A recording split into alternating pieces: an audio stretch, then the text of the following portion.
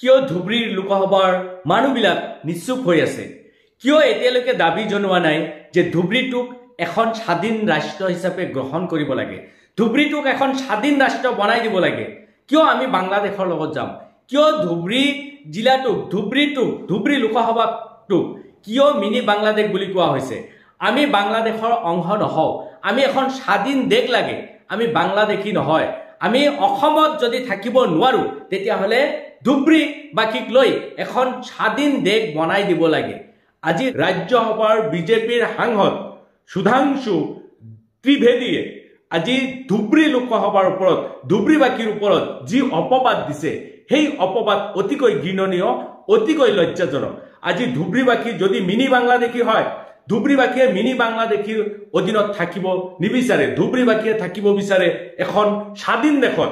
গতিকে যদি অসমত ধুবুৰীবাসীক ৰখাৰ ইচ্ছা নাই তেতিয়াহ'লে এই সুধাংশু ত্ৰিবেদীয়ে অচিৰেই ধুবুৰীক এখন স্বাধীন ৰাষ্ট্ৰ বুলি ডিক্লেয়াৰ কৰি দিব লাগে, ভাৰতবৰ্ষৰ পৰা কৰ্তন কৰি দিব লাগে।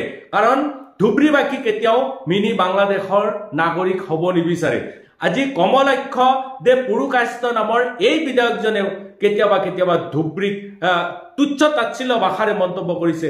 তেওঁ কৈছে যে ধুবুৰীলৈ যেতিয়া যাব তেতিয়াহে আপোনালোকে উপলব্ধি কৰিব যে এইটো বাংলাদেশী নে কি। এনেকুৱা মন্তব্যবিলাক কৰি তেওঁ ধুবুৰীবাসীক কি বুজাব বিচাৰিছে, কি কৰিব বিচাৰিছে? যদি ধুবুৰীবাসী মানুহখিনিক অসমৰ লগত সংলগ্ন কৰি ৰখাৰ ইচ্ছা নাই তেতিয়াহ'লে ধুবুৰীক এখন স্বাধীন ৰাষ্ট্ৰ হিচাপে ঘোষণা কৰি দিয়ক। আমি স্বাধীন হিচাপে বসবাস কৰিব বিচাৰো, আমি মিনি বাংলাদেশৰ নাগৰিক হিচাপে বসবাস কৰিব নিবিচাৰো।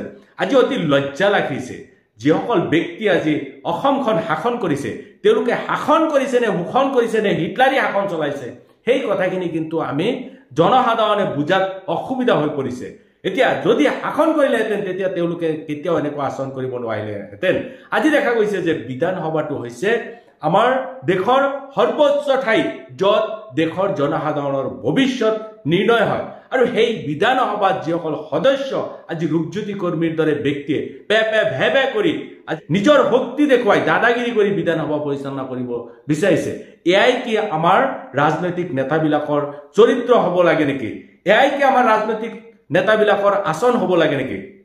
আজি ৰূপজ্যোতি কৰ্মীয়ে হওক, অখিল গগৈয়ে হওক, বিধানসভাৰ যি মান সন্মান, সেই বিধানসভাৰ মান সন্মানখিনি তেখেতসকলে ডুবাইছে আৰু অসমৰ মানুহখিনিক লজ্জিত কৰিছে যে এনেকুৱা দুশ্চৰিত্ৰৰ ব্যক্তিবিলাকক আমি নিৰ্বাচন কৰি অসমৰ বিধানসভালৈ পঠাইছো নেকি?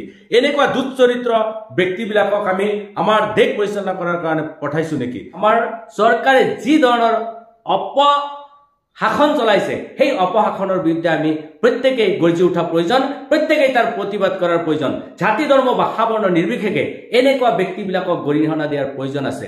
আজি অসম চৰকাৰে ইউ ষ্টেমৰ মালিক মাহবুবুল হকৰ ওপৰত যি অমানৱীয় অত্যাচাৰ কৰিছে, আজি যি ইউ ষ্টেমৰ হত্যাধিকাৰীক জেলত ভৰাই থৈছে, সেই ইউ ষ্টেমটো আজি ভাৰতবৰ্ষৰ ভিতৰত নাগ ইনস্পেকশ্যনৰ জৰিয়তে প্ৰথম স্থান দখল কৰিবলৈ সক্ষম হৈছে। আৰু এই গৌৰৱখিনি কেৱল মাত্ৰ মুছলমানসকলৰ কাৰণে নহয়, এই গৌৰৱখিনি কেৱল মাত্ৰ কোনো এটা সম্প্ৰদায়ৰ কাৰণে নহয়, এই গৌৰৱ হৈছে অসমৰ, এই গৌৰৱ হৈছে উত্তৰ পূৰ্বাঞ্চলৰ, আৰু এই গৌৰৱ হৈছে সমগ্ৰ ভাৰতবৰ্ষৰ। যে সমগ্ৰ ভাৰতবৰ্ষৰ ভিতৰত আজি প্ৰথম স্থান দখল কৰিবলৈ সক্ষম হৈছে ইউ ষ্টেমে। তাৰ বিভিন্ন ডিপাৰ্টমেণ্ট, বিভিন্ন বিভাগৰ ওপৰত ভিত্তি কৰি যি ৰিচাৰ্চ হৈছে, যি অবজাৰভেশ্যন হৈছে, আৰু সেই অবজাৰভেশ্যনৰ পিছত দেখা গৈছে যে ভাৰতবৰ্ষৰ ভিতৰত যিবিলাক ইউনিভাৰ্চিটি আছে সেই ইউনিভাৰ্চিটিবিলাকৰ ভিতৰত ইউ ষ্টেম আজি প্ৰথম স্থান দখল কৰিছে। আৰু সেইজন মহান ব্যক্তিক আজি জেলৰ ভিতৰত থাকি পবিত্ৰ ৰমজানৰ ৰোজা ৰাখিবলগীয়া হৈছে। গতিকে এনেকুৱা কাম কাজবিলাকৰ যদি আমি প্ৰতিবাদ নকৰোঁ তেতিয়াহ'লে এই চৰকাৰে জনসাধাৰণক শুহি খাব, তেজখিনি খাই তাৰপিছত শেষ কৰি তেওঁলোকে এৰি দিব। গতিকে আমি প্ৰত্যেকেই এনেকুৱা কামৰ প্ৰতিবাদ আৰু বিৰোধিতা কৰাৰ প্ৰয়োজন আছে। আৰু হয়তো আমি নিজৰ স্বাৰ্থৰ কাৰণে আমি প্ৰতিবাদ নকৰোঁ, আমি প্ৰত্যেকেই এনেকুৱা ব্যক্তিৰ প্ৰতিবাদ কৰি আমাৰ যি অধিকাৰ সেই অধিকাৰখিনি সাব্যস্ত কৰাৰ প্ৰয়োজন আছে।